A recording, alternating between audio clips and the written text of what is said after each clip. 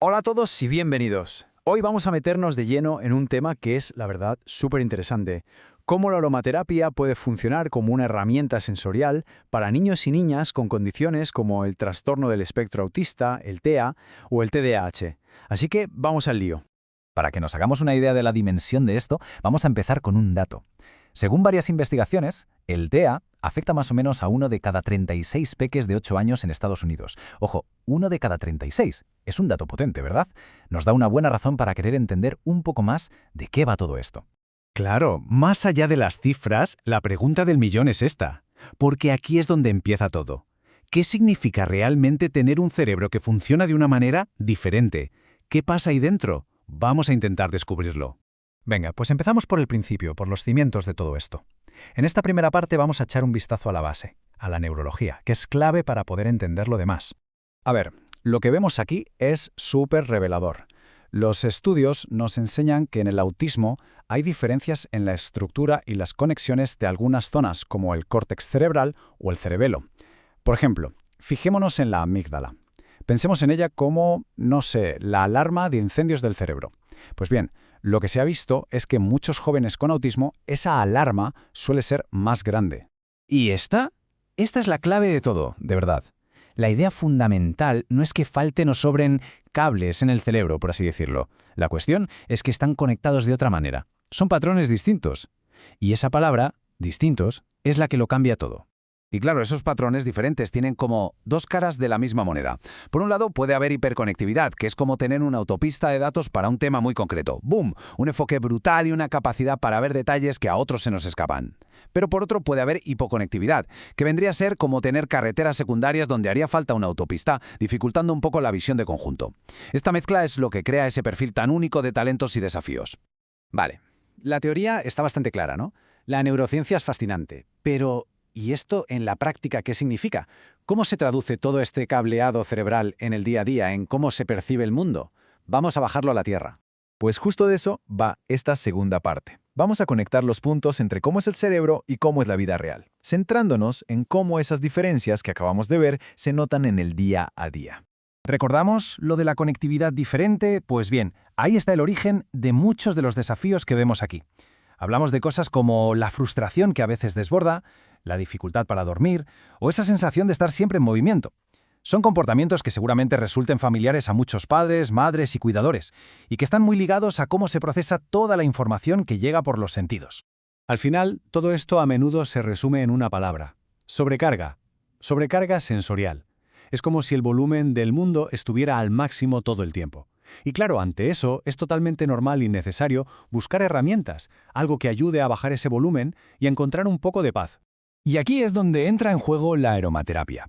Pero ojo, y esto es súper importante, vamos a verla como lo que es, un apoyo. Vamos a dejar muy claro cuál es su papel y cuál no.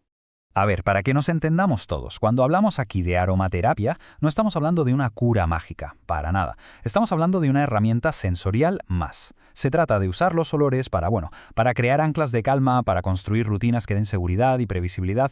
Mirad, si hay que quedarse con una sola idea de todo esto, que sea esta. La he sacado tal cual de una de las fuentes porque no se puede decir más claro. Es un apoyo, en mayúsculas. No es un tratamiento. No sustituye a los médicos, ni a los terapeutas, ni a la medicación. Es una ayuda, un extra, un complemento. Esto tiene que quedar clarísimo, es fundamental. Muy bien, ya hemos dejado claro qué es y qué no es. Ahora vamos a ver un ejemplo práctico para que todo esto no se quede en el aire. Vamos a destripar un kit de este tipo para entenderlo mejor. Por ejemplo, aquí tenemos este Kit TEA Calma.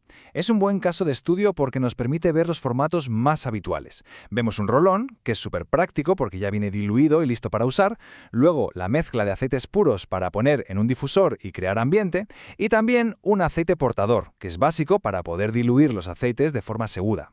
Y si miramos la receta, por así decirlo, vemos que cada ingrediente tiene su porqué. Tenemos el vetiver, que es como un ancla a la tierra, muy bueno para asentar. El cedro, que puede funcionar como una especie de alarma olfativa que dice es hora de ir bajando revoluciones para dormir. La lavanda, un clásico absoluto de la relajación. Y el ylang ylang, para esos momentos de emoción más a flor de piel.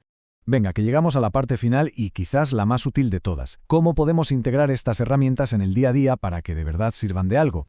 Pues aquí van algunas ideas muy concretas para crear esas rutinas. Por ejemplo, algo tan sencillo como un masajito con el rolón en los pies un rato antes de ir a la cama. Esto crea un ritual, una asociación. O poner el difusor mientras se hacen los deberes o se juega tranquilamente. La idea de señal olfativa me parece genial. Un olor que ayude a prepararse para una tarea. O simplemente tenerlo a mano como un recurso, un ancla, para esos momentos de más inquietud. Y por favor hablemos de seguridad, que esto no es un juego. Lo que sí y lo que no. Recomendado siempre, siempre con supervisión de un adulto y para mayores de 3 años. La constancia es clave, esto no es magia instantánea. Y por favor, diluir siempre los aceites antes de ponerlos en la piel. ¿Qué no se debe hacer nunca? Pues lo que hemos repetido, usarlo en vez de ir al médico o a terapia. Ni se nos ocurra. Y tampoco aplicar los aceites puros directamente sobre la piel, porque puede ser peligroso. En definitiva, y para que quede bien claro el mensaje final, el objetivo aquí no es arreglar a nadie, ni tratar una condición. El objetivo es apoyar a la persona. Es dar herramientas, es construir pequeñas rutinas que sumen consuelo, que den un poco de predictibilidad y calma en un mundo que a veces, sensorialmente, es una auténtica locura. Y me gustaría terminar con una pregunta, una reflexión para que nos la llevemos, pensando en un enfoque global del bienestar, uno que ya incluye terapeutas, familia, cole. ¿Podría ser este apoyo sensorial, bien usado y con responsabilidad, esa pequeña pieza del puzzle que a veces falta para sumar un poquito más de bienestar? Ahí lo dejo. Gracias por la atención y hasta la próxima.